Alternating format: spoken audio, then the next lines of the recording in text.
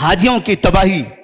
میں آپ کو یہ بتانا چاہتا ہوں کہ حجاج کو کیسے ہمارے ملک کے علماء تباہ کر رہے ہیں، ان کے حج کو برباد کر رہے ہیں، ان کے ایمان کو، ان کے عقیدے کو، ان کے اخلاق کو برباد کر رہے ہیں. مکہ اور مدینہ جو سیکھنے کی جگہ تھی، یہاں وہاں انہیں بھیج کر انہیں انتہائی مجرم انسان بنا کر اپنے پاس بلانا چاہتے ہیں. یہ 40-45 دن تک کعبے کے امام کے پیچھے باجماعت نماز پڑھنے سے محروم، مسجد نبوی کے امام کے پیچھے، مسجد نبوی میں، نبی کے مسجد میں امام کے پیچھے باجماعت نماز پڑھنے سے محروم. مسئلہ کیا ہے؟ کیوں نہیں پڑھتے؟ کہتے وہ امام آل سعود کے ہیں، جس بلڈنگ میں رہتے ہیں وہ بھی آل سعود کی ہے. اعوذ باللہ من الشیطان الرجیم،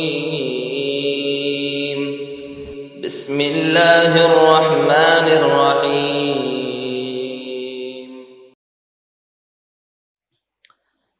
وعن ابی ہریرہ رضی اللہ تعالی عنہ قال قال رسول اللہ صلی اللہ علیہ وسلم من حج فلم يرفث ولم يفسق رجع كيوم ولدته امه. متفق علیہ. محترم حاضرین، اللہ تبارک و تعالیٰ کے فضل و کرم سے دنیا کے مختلف ملکوں سے حجاج کرام کا قافلہ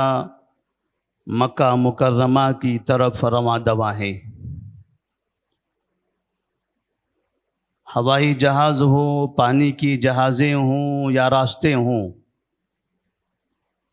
جگہ جگہ پر لبیک اللہم لبیک لبیک لا شریک لک لبیک ان الحمد والنعمت لک والملک لا شریک لک. یہ توحید کا ترانہ، توحید کی دعوت، توحید کی للکار، یہ توحید کا نعرہ اور توحید سے وفاداری. حجاج کرام اس کا اظہار، اس کا مظاہرہ کرتے ہوئے اس گھر کی طرف جا رہے ہیں جو گھر ابراہیم علیہ السلام نے توحید کا مرکز کے طور پر بنایا تھا. وہ جگہ جس کی طرف دنیا کے تمام مسلمان نماز کے وقت میں اپنا چہرہ کرتے ہیں، اور تب وہ یہ سمجھتے ہیں کہ اب ہماری نماز مقبول ہے. حج یہ مسلمانوں کے لیے اللہ تبارک و تعالیٰ کی طرف سے بہت بڑی نعمت ہے. اللہ کا وہ بندہ جو اللہ کی عبادت کرنا چاہتا ہے، اللہ کی فرما برداری میں آنا چاہتا ہے، اور پھر بھی اس سے غلطیاں، کوتاہیاں ہو جاتی ہیں، تو اللہ تبارک و تعالیٰ نے ان کی غلطیوں اور کوتاہیوں کے معافی کے بہت سے طریقے بنائے ہیں. ان میں سے ایک بہترین طریقہ یہ حج ہے. نبی کریم صلی اللہ علیہ وسلم فرماتے ہیں من حج فلم یرفث ولم یفسق رجع کیوم ولدت امہ. آج سے 1 مہینے کے بعد جب ہمارے اپنے علاقے سے جانے والے حجاج کرام واپس پلٹیں گے تو نبی کریم صلی اللہ علیہ وسلم کی اس خوشخبری کے وہ مستحق ہوں گے کہ آپ نے فرمایا تھا کہ جب یہ ہر طرح کے گناہوں سے پاک رہ کر اللہ کی وہاں عبادت کرتے ہیں تو وہ گناہوں سے پاک ہو کر ایسے پلٹیں گے جیسا کہ کوئی ماں کے پیٹ سے پیدا ہونے والا بچہ ہو. حج کے بارے میں نبی صلی اللہ علیہ وسلم فرماتے ہیں الحج المبرور لیس له جزاء الا الجنہ. مقبول حج وہ حج جو کتاب و سنت کے مطابق کیا جائے، وہ حج جو نبی کریم صلی اللہ علیہ وسلم کے بتائے ہوئے طریقے کے مطابق کیا جائے، اس کا بدلہ جنت ہے۔ اللہ سے دعا کریں کہ اللہ تبارک و تعالی وہ تمام حجاج کرام جو اپنے اپنے ملکوں سے حج کے لیے تشریف لے جا رہے ہیں، اللہ ان کے سفر کو آسان فرمائے، سفر میں آنے والی مصیبتوں سے انہیں محفوظ رکھے، اور جب تک وہاں رہیں کتاب اللہ اور سنت رسول کے مطابق زندگی گزارتے رہیں۔ جب وہاں سے پلٹیں تو ساری دنیا میں وہ توحید کا پرچم لے کر آئیں، اپنے آپ کو اور اپنے محلے والوں کو، اپنے خاندان والوں کو شرک سے باز رہنے کا وہ نعرہ یا وہ عزم لے کر آئیں کہ آج کے بعد سے مرتے دم تک ہم کبھی شرک نہیں کریں گے۔ اللہ تبارک و تعالیٰ ان حجاج کرام کے حج کو قبول فرمائے، جنہوں نے اس سے پہلے حج کیا ہے اللہ ان کے بھی حج کو قبول فرمائے، انہیں بھی جنت میں اعلیٰ مقام عطا فرمائے، اور جنہوں نے حج نہیں کیا ہے ان کے پاس حج کرنے کی استطاعت موجود ہے، طاقت ہے، تو نبی کریم صلی اللہ علیہ وسلم نے ان کے بارے میں فرمایا من اراد الحج فلیتعجل، جو حج کا ارادہ کر رہا ہے، جن کے پاس حج کرنے کی طاقت آ چکی ہے، اسے چاہیے کہ وہ حج کرنے میں جلدی کرے، اس لیے کہ اگر حج کرنے میں تاخیر کرتا ہے تو ایسی صورت میں پتہ نہیں کہ بعد میں اس کی زندگی میں کون سا حادثہ پیش آئے گا، جسمانی اعتبار سے وہ اپاہج ہو جائے، مالی اعتبار سے وہ کنگال اور غریب ہو جائے۔ ایک زمانہ تھا جب وہ جسمانی اعتبار سے بھی اچھا تھا، دولت بھی، حج فرض ہو چکا تھا، لیکن اس نے سوچا کہ فلاں کام کروں گا تب حج کروں گا، گھر کی فلاں ذمہ داریاں نبھاؤں گا تب حج کروں گا، نوکری سے ریٹائر ہو جاؤں گا تب حج کروں گا، اور اللہ نے اس کو زندگی میں موقع ہی نہیں دیا۔ حج فرض ہوا تھا، اب حج نہیں کر سکا تو وہ ساری زندگی اور آخرت میں گناہ کا مستحق ہوگا۔ تو اللہ سے دعا کریں کہ اللہ تبارک و تعالی جن پر بھی حج فرض ہو چکا ہے انہیں حج کرنے کی توفیق عطا فرمائے۔ حج کا وہ مقام، حج کا وہ میدان دنیا والوں کے لیے ایک بہت بڑا پیغام ہے۔ دنیا کے مسلمان اپنے علاقوں میں، اپنے ملکوں میں کہیں ایک جگہ جمع نہیں ہوتے، دینی اجتماع ہو تب بھی ایک جگہ جمع نہیں ہوتے، علماء اکرام کے خطابات ہوں تب بھی مسلمان ایک پلیٹ فارم پر اور ایک پنڈال کے نیچے جمع ہونے کی کبھی کوشش نہیں کرتے۔ الگ الگ جماعتوں کے الگ الگ اجتماعات ہوتے ہیں، وہ فلاں کا اجتماع ہے میں وہاں نہیں جاؤں گا، وہ فلاں مسلمانوں کا جلسہ ہے میں وہاں شریک نہیں رہوں گا، وہ فلاں عالم ہیں، وہ فلاں مسلمان ہیں، میرا اس سے کوئی رشتہ نہیں ہے، میرا اس سے کوئی تعلق نہیں ہے۔ دنیا کے ملکوں میں مسلمانوں کا یہ حال ہے۔ اللہ تبارک و تعالیٰ نے ان تمام مسلمانوں کو مکہ میں جمع کیا اور کہا کہ تم سب تو ایک ہو، المسلم اخو المسلم، مسلمان کا بھائی ہیں۔ یہاں جس طرح سے آ کر تم مکہ مکرمہ میں نبی کے اس شہر میں کعبۃ اللہ کا طواف کرتے ہوئے سب ایک ساتھ جمع ہو سکتے ہو، تو پھر یہ مسلمان اپنے ملکوں میں ایک ساتھ جمع کیوں نہیں ہو سکتے؟ یہ حج کا میدان، یہ حج کا عمل مسلمانوں کو اتحاد و اتفاق کی تعلیم دیتا ہے۔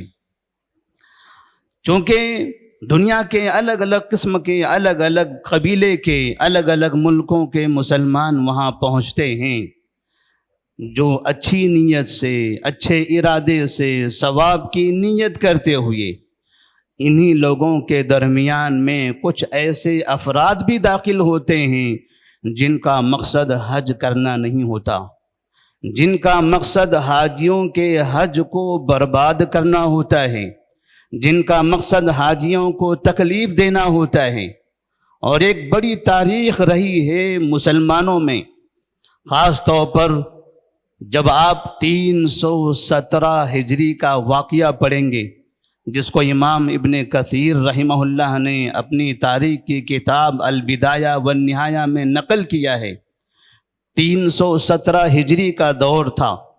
ادھر دمشق میں، بغداد میں خلافت عباسیہ کی سلطنت تھی، دنیا کی بہت بڑی سلطنت جو عباسی حکمران کے نام سے ہم جانتے ہیں۔ 317 ہجری میں بحرین کے گورنر یا بحرین کے جو حاکم تھے، ابو طاہر الجنابی نامی شخص، وہ مکہ مکرمہ کی طرف ذی الحجہ کے مہینے میں آتا ہے۔ 8 تاریخ کو، جس دن حجاج کرام مکہ سے حج کا احرام باندھ کر مینا کی طرف روانہ ہوتے ہیں، اس دن وہ اپنی ایک بڑی فوج لے کر مکہ میں داخل ہوتا ہے۔ پہلے مکہ میں کعبے کے پاس پہنچتا ہے، وہاں حجاج کرام جو طواف کر رہے تھے، ایک ایک کا انتہائی بے دردی کے ساتھ وہ قتل کرتا ہے۔ ان طواف کرنے والے حجاج کرام کا قتل کر کے ان کی لاشوں کو زمزم کے کنویں میں بھر دیتا ہے، اور اس طرح سے پھر کعبے کے اندر جا کر کعبے میں جو حجر اسود رکھا ہوا تھا اسے وہاں سے نکالتا ہے، اور کعبے کے چوکھٹ پر کھڑے ہو کر لوگوں سے کہتا ہے، این الطیر الابابیل این الحجارۃ من سجیل، کہاں ہیں وہ ابابیل پرندے؟ ابرہہ کا لشکر جب کعبے پر حملہ کر رہا تھا، ابابیل پرندے آئے تھے۔ اب میں حاجیوں کا قتل عام کر رہا ہوں، میں کعبے کو رسوا کر رہا ہوں، ذلیل کر رہا ہوں، کعبے کو منہدم کرنے کے لیے آیا ہوں، کہاں ہیں وہ ابابیل پرندے؟ اور اس طرح سے وہ حجر اسود کو اکھاڑتا ہے، وہاں سے لے کر چلنے لگتا ہے،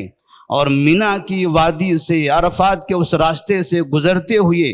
راستے میں جہاں جہاں اسے حجاج کرام ملتے ہیں سب کا قتل عام کرتا ہوا چلا جاتا ہے۔ مورخین نے لکھا ہے کہ 1-2 دن میں تقریباً 30,000 حاجیوں کا قتل ہوا تھا۔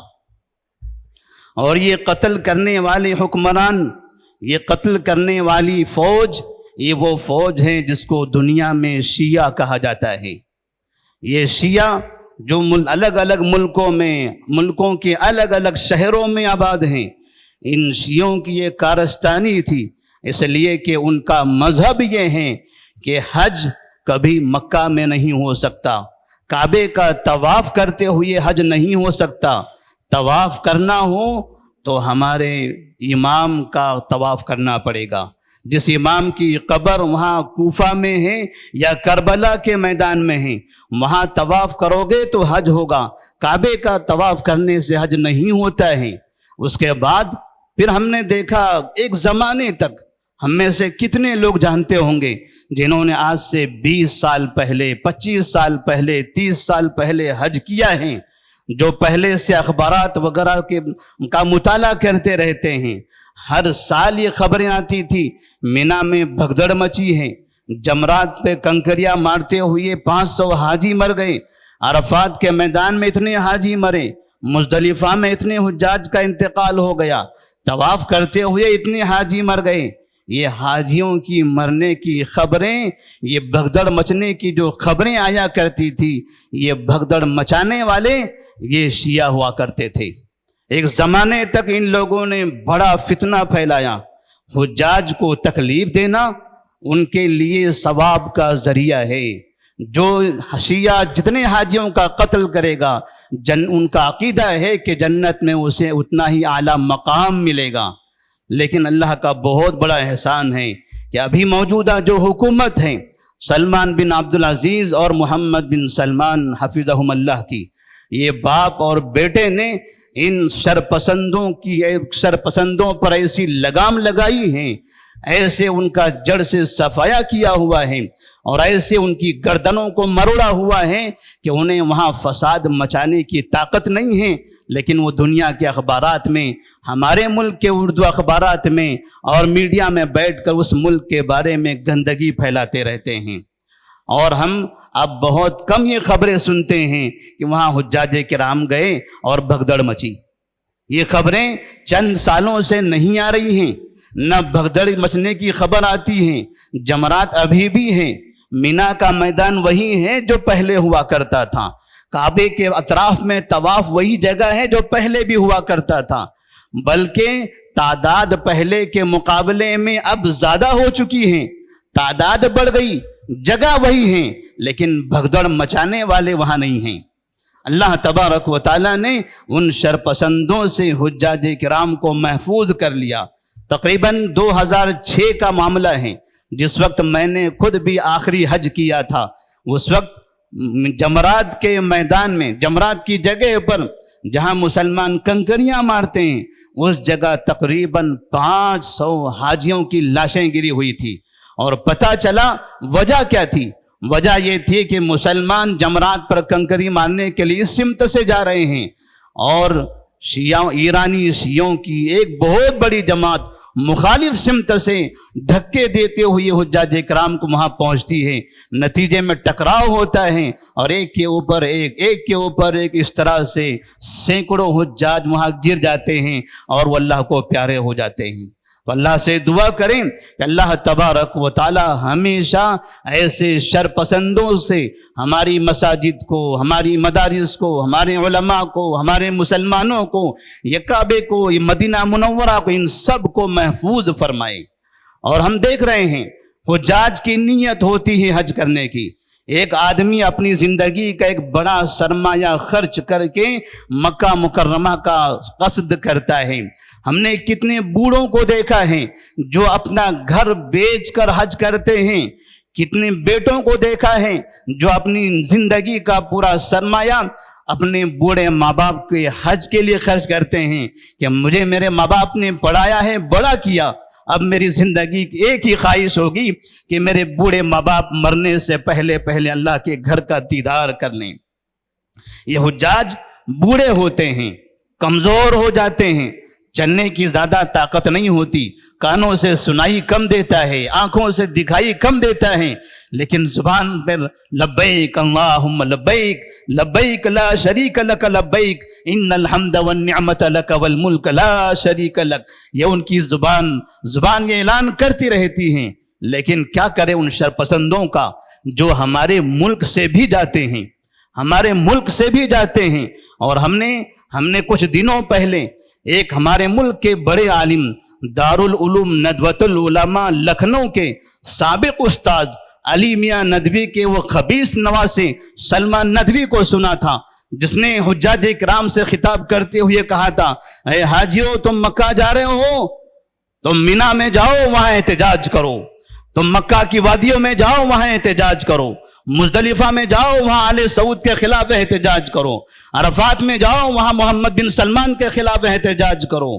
یہ خبیث لوگ وہ حجاج کرام کو وہاں جا کر فساد مچانے کی تربیت کرتے ہیں، انہیں ترغیب دیتے ہیں، وہاں جاؤ احتجاج کرو۔ اور آپ میں سے تقریباً لوگوں کو پتا ہوگا دنیا کے کچھ ایسے ملک ہیں جہاں احتجاج کرنے کا نظام نہیں ہے، جہاں مظاہرے نکالنے کا، جلوس نکالنے کا سسٹم نہیں ہے۔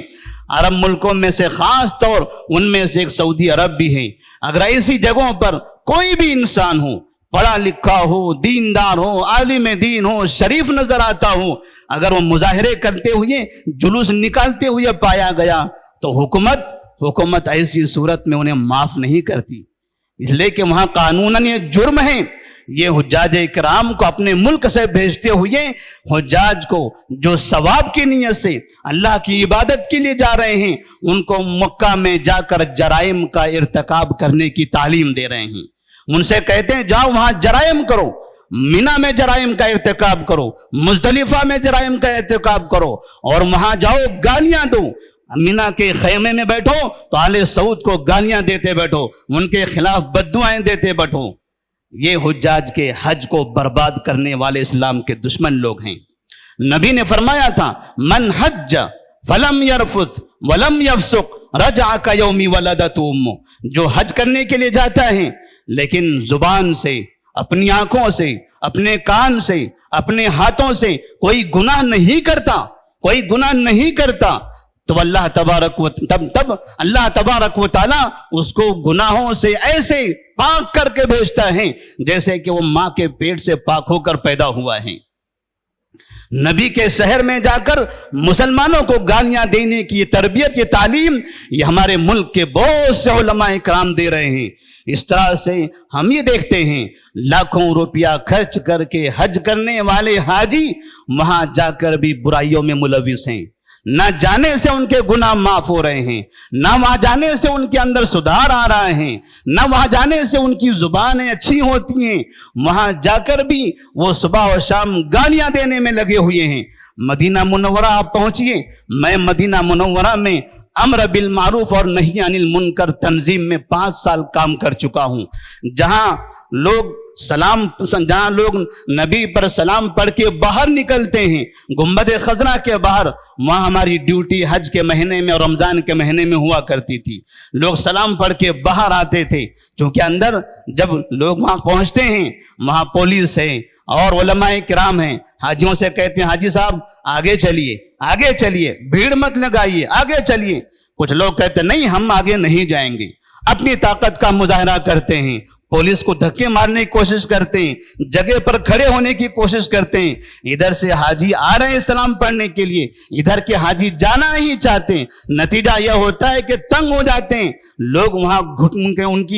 وہاں ان کی سانسیں مٹنے لگتی ہیں، اور جب انہیں دھکے دے کر باہر نکالا جاتا ہے تو ہم نے اپنے کانوں سے کئی مرتبہ ان لوگوں کو سنا ہے بد دعا کرتے ہوئے، اے اللہ ان آل سعود کو تباہ کر دے، ان وہابیوں کو تباہ کر دے۔ نبی کریم صلی اللہ علیہ وسلم نے فرمایا تھا من اراد اہل المدینہ بسوء عذابہ اللہ، من اراد اہل المدینہ بسوء عذابہ اللہ، جو مدینہ کے لوگوں کے ساتھ برائی کا ارادہ کرے گا، ان کے خلاف بد زبانی کرے گا، اللہ تبارک و تعالی اس کو پگھال دے گا۔ کما یذوب الملح فی الماء، جیسا کہ نمک پانی میں پگھل کر ختم ہو جاتا ہے، ایسے یہ انسان پگھل کر تباہ ہو جائیں گے۔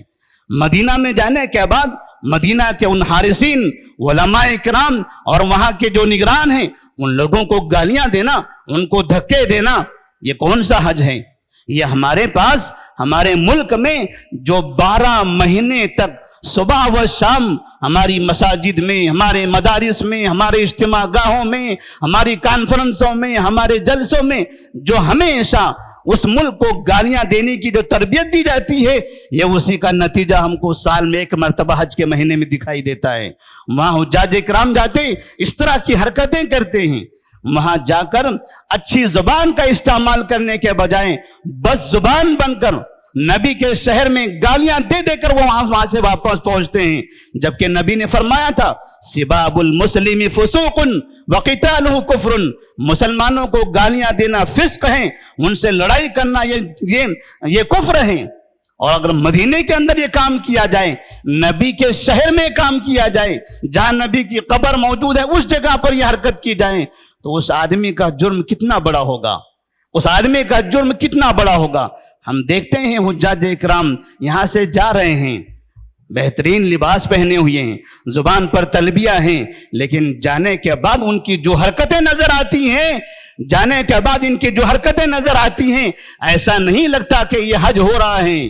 ایسا نہیں لگتا کہ یہ حج ہو رہا ہے، ایسا لگتا ہے کہ یہ برائی اور جرائم پیشہ افراد یہاں پر جمع ہوئے ہیں۔ یہ گالیاں دینا، یہ حرکتیں کرنا، حتیٰ کہ آپ دیکھیں گے بہت سے مسلمان، بہت سے حجاج کرام، ہم نے اپنی آنکھوں سے بھی دیکھا ہے، حج کرنے جاتے ہیں لیکن مکہ میں کعبے کے امام کے پیچھے با جماعت نماز نہیں پڑھتے،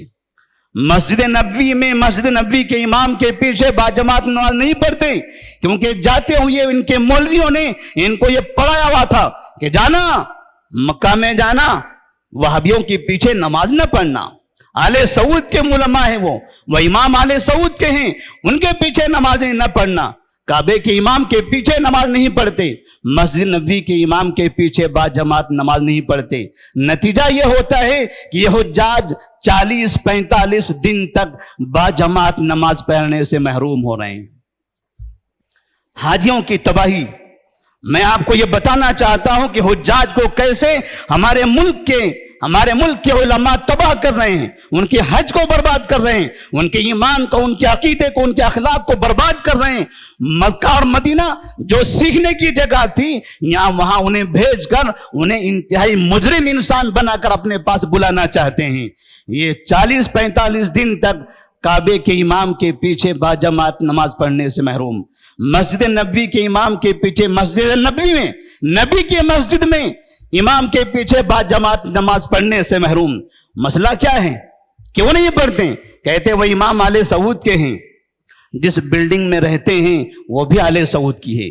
جو راستوں پر چلتے ہیں وہ راستے بھی آل سعود نے بنائے ہیں، جو حج کے لیے جو ویزا لے کر جاتے ہیں ویزے بھی آل سعود کے بنائے ہوئے ہیں، یہ ساری چیزیں آل سعود کی ہیں۔ جو کھانا فری میں وہ بڑے بڑے ٹینکروں سے لیتے ہیں وہ کھانا بھی آل سعود کے حکم پر نکلتا ہے۔ کھانا ملے تو آل سعود کا کوئی حرج نہیں، بریانی ملے آل سعود کا تب کوئی حرج نہیں، لیکن مسئلہ اگر تمہیں ہے تو مسجد کے اندر نماز پڑھنے سے، جبکہ آپ کو پتہ ہے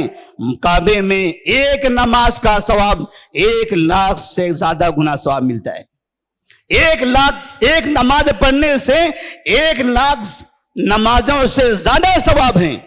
اور مسجد نبی کے بارے میں نبی نے خود فرمایا تھا، صلاۃ فی مسجد ھذا افضل من 1000 صلاۃ فی ما سواہ، میری اس مسجد میں نماز 1000 نماز سے زیادہ افضل ہے۔ حاجیوں کو کون برباد کر رہا ہے؟ یہ کون ہی سرپسند عناصر مولویاں ہیں جو حاجیوں کو اس طرح سے اتنے بہترین ثواب سے محروم کر کے بھیجتے ہیں؟ صرف سفید کپڑے پہنا کر زبان پہ تلبیہ پکارتے رہنا، اس کا نام حج نہیں ہے، اسی کو حج نہیں کہتے ہیں۔ نبی کے طریقے پر حج کے پورے کام کرنا، مسجد نبوی میں جائیں تو وہاں بھی نماز پڑھیں، کعبے میں جائیں وہاں نماز پڑھیں، جہاں بھی رہیں وہاں لوگوں میں، مسلمانوں میں محبت کا مظاہرہ کریں، اپنی مصیبتوں پر صبر کریں کہ اپنی زبان سے کسی کو تکلیف نہ دیں، اپنی زبان سے کسی کو تکلیف نہ دیں۔ یہ کام جب کر کے آئیں گے، مینا ہے، عرفات ہے، مزدلفہ ہے، ان تمام جگہوں پر نبی کی سنت کے مطابق اگر یہ عمل کرو گے تب جا کے انہیں حج کا ثواب ملنے والا ہے۔ اور بہت سے حجاج جب یہاں سے نکلتے ہیں ان کے ساتھ کچھ معلمین ہوتے ہیں، معلم کے نام سے ٹور میں، حج کمیٹیوں میں کسی انسان کو ذمہ دار بنا دے جاتے ہیں۔ اور مینا کے خیموں میں ہم نے دیکھا ہے یہ لوگ جو اپنے شہروں میں رہتے ہوئے جو صوفیوں کے ناچ گانے اب کرتے ہیں وہ مینا کے خیموں میں بھی جا کے اپناتے ہیں۔ جو صوفیوں کی طرح گانے گانا، اس طرح کی جو حرکتیں کرنا جو یہاں کیا کرتے تھے وہ مینا کے خیموں میں بھی ان کی اپنی جماعت کو لے کر وہی حرکتیں کرتے ہوئے دکھائی دیتے ہیں۔ بہت سے لوگ ناچتے ہوئے دکھائی دیتے ہیں، بہت سے لوگ بدعت و خرافات کا ارتکاب کرتے ہوئے مینا میں دکھائی دیتے ہیں۔ وہ جگہ، وہ شہر جہاں سے نبی کریم صلی اللہ علیہ وسلم نے ایسی تمام برائیوں کے خاتمے کے لیے اپنا سب کچھ قربان کر دیا تھا، یہ دنیا کے مسلمان اسی جگہ جا کر نبی کی توہین کر کے حاجی کے نام سے ملک میں واپس آتے ہیں اور کہتے ہیں میں نے حج کیا ہے، میں نے حج کیا۔ اللہ تبارک و تعالیٰ سے دعا کریں جو بھی حجاج اکرام اپنے ملک سے جا رہے ہیں ان حجاج اکرام کو ایسے تمام جرائم سے محفوظ رکھے، اور ایسے حجاج اکرام کو جو یہ گمراہ کرنے والے علماء ہیں اللہ ایسے علماء کو پکڑ لے، ایسے علماء کو پکڑ لیں جو مکہ اور مدینہ میں جا کر مسلمانوں کو شرپسند بنانا چاہتے ہیں اور وہاں جا کر فتنے اور فساد پھیلانا چاہتے ہیں۔ اسی طرح سے ایک بات ہم نے دیکھی ہے کہ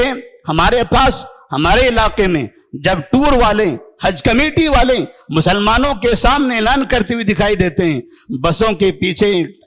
ٹیکسیوں کے پیچھے، آٹو کے پیچھے، مساجد کے دروازوں پر لوگ یہ حج کرنے کا یہ آفر ہے، یہ حج کے یہ آفر ہیں، اتنے پیسے میں بہترین آفر ہیں، اتنے پیسوں میں بہترین آفر ہیں، باقاعدہ ہماری مساجد کے سامنے کھڑے رہ کر حج کے فارم اور عمرے کے فارم تقسیم کیے جاتے ہیں، اس میں لکھا ہوتا ہے 200 میٹر دور کھانا بہترین حیدرآبادی، انتہائی سہولت والی، ساری ہر طرح کی سہولتیں، ایئر کنڈیشن کمرے، ایئر کنڈیشن بس۔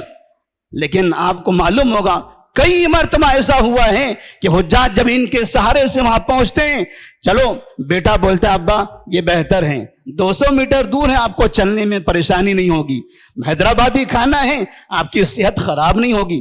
پیسہ زیادہ ضرور ہے، میں پیسہ بھرنے کے لیے تیار ہوں، اب آپ چلے جائیے۔ بعد میں پتا چلتا ہے وہ باپ اپنے بیٹے کو فون کرتا ہے، بیٹا 200 میٹر دور نہیں، یہ 4 کلومیٹر دور ہماری بلڈنگ ہے، ہم پیدل نہیں جا سکتے، ہمیں بس سے جانا پڑے گا، اور اکثر ہماری نمازیں ہماری بلڈنگ کے نیچے مساجد میں ہوتی ہیں، حرم میں نہیں ہوتی ہے۔ کتنے حجاج ایسے ہیں، آپ میں کئی لوگوں نے دیکھا ہوگا جو حج کرنے مکہ جاتے ہیں، 20 دن تک مکہ میں رہتے ہیں، لیکن بہت کم نمازیں ان کی کعبے میں ہوتی ہیں، بہت کم نمازیں ان کی کعبے میں ہوتی ہیں۔ فجر وہ اپنی بلڈنگ کے نیچے پڑھتے ہیں، ظہر میں دھوپ ہوتی ہے وہ اپنی بلڈنگ کے نیچے پڑھتے ہیں، عصر میں سو کر اٹھے ہوتے ہیں تب بھی اپنی بلڈنگ کے نیچے پڑھتے ہیں، سوچتے ہیں مغرب اور عشاء ہے، چلو مغرب اور عشاء کی نماز پڑھنے کے لیے کعبے میں چلے جائیں۔ دن بھر میں 2 نمازیں وہ کعبے میں پڑھ رہے ہیں، بقیہ نمازیں اپنے علاقے میں اپنے محلے میں پڑھ رہے ہیں۔ یہ حجاج کرام کے ساتھ فراڈ نہیں تو کیا ہے؟ حجاج کو جس طرح سے سہولتوں کے نام سے یہاں سے لے جایا جاتا ہے، یہ معلمین، یہ ٹور والے، یہ حج کمیٹی والے حجاج کے ساتھ رعایت نہیں کرتے، نہ ان کے کھانے پینے کی رعایت ہوتی ہے۔ میں نے کئی حاجیوں کو اپنی آنکھوں سے دیکھا ہے، مینا کے میدان میں جہاں رات گزارنی ہوتی ہے، 10 تاریخ کو، 11 تاریخ کو، 12 تاریخ کو، یہ حجاج دیکھتے ہیں کہ آج 10 تاریخ ہے، ہم یہاں پر آئے ہیں اور ہم نے کعبے کا طواف کر لیا ہے، اب تھک گئے ہیں، رات ہو گئی ہیں، مینا میں بہت بھیڑ ہے، مینا جانے کی کیا ضرورت ہے، ہماری بلڈنگ تو یہیں پر موجود ہے، ہم اپنی بلڈنگ میں چلے جاتے ہیں۔ وہ حجاج جا کر اپنی بلڈنگ میں آرام کرتے ہیں۔ ایسے لوگوں کا حج خراب ہو جاتا ہے، ایسے لوگوں پر دم واجب ہو جاتا ہے۔ یہ معلمین ان حجاج کی صحیح تربیت نہیں کرتے، صحیح رہنمائی نہیں کرتے، یہاں سے بھیڑ بکریوں کی طرح سمیٹ کر لے جاتے ہیں، وہاں جا کر کھلے چھوڑ دیتے ہیں، اور یہ ذمہ داران مارکیٹنگ میں، خرید و فروخت میں مشغول ہو جاتے ہیں۔ کون حاجی ہمارے ساتھ آیا تھا، اس سے کوئی مطلب نہیں ہوتا۔ اور ایک بہت بڑا فراڈ جس کا تذکرہ میں بار بار کرتا رہا ہوں کہ حجاج کرام سے پیسے لوٹنا مکہ میں، مینا میں یہ بہت ہوتا ہے۔ پیسوں کا فراڈ حاجیوں کے ساتھ بہت ہو رہا ہے، یہ بہت ہوتا ہے۔ جیسے مثال کے طور پر ایک حدیث ہے، نبی کریم صلی اللہ علیہ وسلم سعد بن ابی وقاص رضی اللہ تعالیٰ عنہ فرماتے ہیں کہ میں نبی کے ساتھ مینا کے میدان میں تھا، اور آپ نے لوگوں سے کہا تھا، لوگوں خذوا عنی مناسککم، آؤ اپنے سوالات مجھ سے کرو، لعلی لا القاکم بعد عامی ھذا، ہو سکتا ہے میری آئندہ سال آپ سے ملاقات نہ ہو، آؤ سوالات کرو۔ اب سعد بن ابی وقاص رضی اللہ تعالیٰ عنہ کہتے ہیں، میں نے دیکھا جاءہ رجل، ایک آدمی آ کر نبی سے سوال کرتا ہے اور کہتا ہے، یا رسول اللہ حلقت قبل ان اذبح، میں نے قربانی کرنے سے پہلے بال کٹا لیا۔ ہونا تو یہ چاہیے تھا کہ پہلے قربانی ہو جائے بعد میں بال کٹاؤں، لم اشعر، مجھے اس کا احساس نہیں ہوا، میں سمجھ نہیں پایا، اور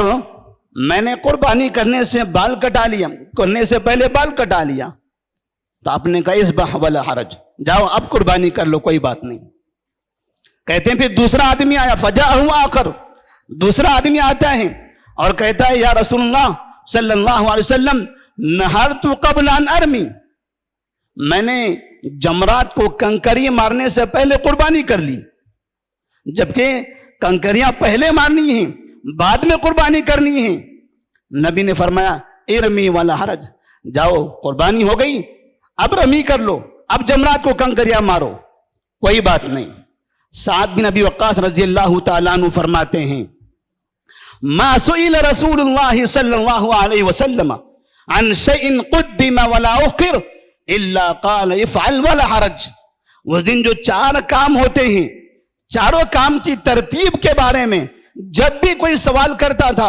اے اللہ کے رسول صلی اللہ علیہ وسلم یہ ترتیب میں مجھ سے گڑبڑی ہو گئی، دوسرے نمبر کا کام میں نے پہلے نمبر پر کر دیا، پہلے والا کام تیسرے پہ کر دیا۔ جب بھی ترتیب گڑبڑ ہوتی تھی اور آ کر نبی سے سوال کرتے تھے، نبی فرماتے تھے افعل ولا حرج، جاؤ کوئی بات نہیں، جاؤ کوئی بات نہیں، ایک کام کر چکے ہو دوسرا کام کر لو، تیسرا کام کرو، چاروں کام کر لو۔ اب ترتیب اگر آگے پیچھے ہو جائے تو کوئی بات نہیں ہے۔ یہ صاف حدیث ہیں، مینا کے میدان میں کھڑے ہو کر نبی کریم صلی اللہ علیہ وسلم نے حاجیوں کو یہ جواب دیا تھا۔ وہ حجاج جو صحابہ تھے جن سے یہ کوتاہیاں ہوئی تھی، ترتیب میں غلطیاں ہوئی تھی، نبی نے کہا جاؤ کوئی بات نہیں ہے۔ اور آج آپ دیکھیں، ہم نے کئی علماء کو دیکھا ہے ہندوستان کے، نارتھ انڈیا کے بڑے بڑے علماء جو حاجیوں کے ساتھ، اپنے ٹور کے ساتھ، اپنے لوگوں کے ساتھ حج میں جاتے ہیں، اور جب کوئی حاجی کہتا ہے مفتی صاحب میں نے قربانی کر لیا، یا میری قربانی ہو گئی، میں نے کنکری نہیں ماری، قربانی کر لیا، اللہ بہت بڑا گناہ ہو گیا آپ سے۔ اب مفتی صاحب کرنا کیا ہے؟ کچھ بھی نہیں کرنا ہے، دم دینا ہے، آپ کو دم دینا ہے۔ کہا وہ کیسے ہوتا ہے؟ اس کا طریقہ یہ ہے کہ 400 ریال مجھے دے دو، 400 ریال مجھے دے دو، میں آپ کے نام کا بکرا کاٹ دوں گا۔ دوسرا آتا ہے، کہتا ہے مفتی صاحب میں غسل کر رہا تھا، یہ بال گر گیا، پانی گرنے کی وجہ سے میرا سر کا بال گر گیا۔ مفتی صاحب کہا ہاں سر کا بال گر گیا، اب آپ کو دم دینا پڑے گا۔ حاج صاحب پوچھتے ہیں دم کیسے دوں، کہاں سے دوں، میرے پاس تو پیسہ ہی نہیں ہے۔ مفتی صاحب کہتے ہیں کوئی بات نہیں، آپ اتنا پیسہ جو خرچ کر کے آئے ہیں تو یہاں میں کسی اور سے قرضہ دلا دیتا ہوں، وہاں جا کر ان کو دے دینا، لاؤ 400 ریال، میں آپ کے نام کا بکرا کاٹ دیتا ہوں۔ ایسے بکروں کے نام پہ حجاج کرام کو بکرا بنایا جا رہا ہے۔ یہ بہت ہو رہا ہے، اور یہ علماء کر رہے ہیں، یہ کمیٹی کے ذمہ داران کرتے ہیں،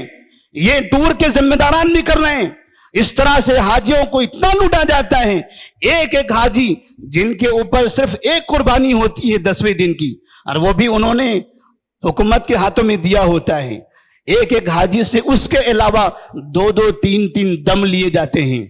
اور اگر کسی نے آ کے مفتی سے پوچھا ہی نہیں، حج پورا ہو گیا، اور آخری دن جب حج مکمل ہوتا ہے تو ان کے جو علماء ہوتے ہیں حاجیوں کو لے کر بیٹھتے ہیں، اجتماعی دعا ہوتی ہیں، اے اللہ ہم نے حج مکمل کر دیا، ہمارے گناہوں کو معاف کر دے، تیرا بڑا شکر ہے۔ اجتماعی دعا میں روتے دھوتے ہیں،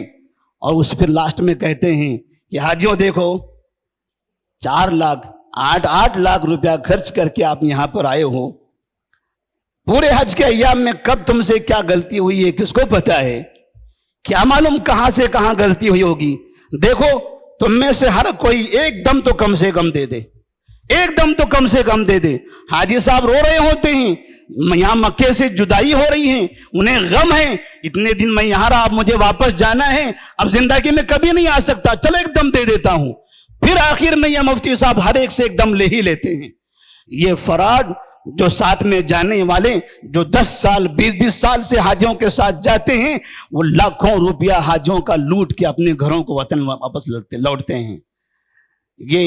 یہ حاجیوں کے ساتھ ہو رہا ہے۔ اللہ سے دعا کریں اللہ تبارک و تعالی ہمارے حجاج کرام کو ہر طرح کے شر اور فساد سے محفوظ رکھے۔ وہ علماء جو مظاہرے اور توڑ پھوڑ اور اس طرح کے نعرے لگانے کی یہاں سے ترغیب دیتے ہیں، اللہ تبارک و تعالی علماء کو ہدایت دے دے۔ جو حجاج وہاں پہنچتے ہیں انہیں نبی کی سنت کے مطابق حج کرنے کی توفیق عطا فرمائے، اپنی زبان کی حفاظت کرتے ہوئے، اپنے اعمال کی حفاظت کرتے ہوئے، ہر طرح کے شرپسند مولویوں سے، شرپسند عناصر سے اپنی حفاظت کرتے ہوئے رب کی بارگاہ میں جا کر اللہ کی عبادت کو مکمل کر کے اپنے ملک کو واپس پلٹیں۔ تو ہم دیکھ کر یہ کہیں کہ من حج فلم یرفث ولم یفسق رجع کیوم ولدتہ امہ۔ یہ وہ حاجی صاحب ہیں جو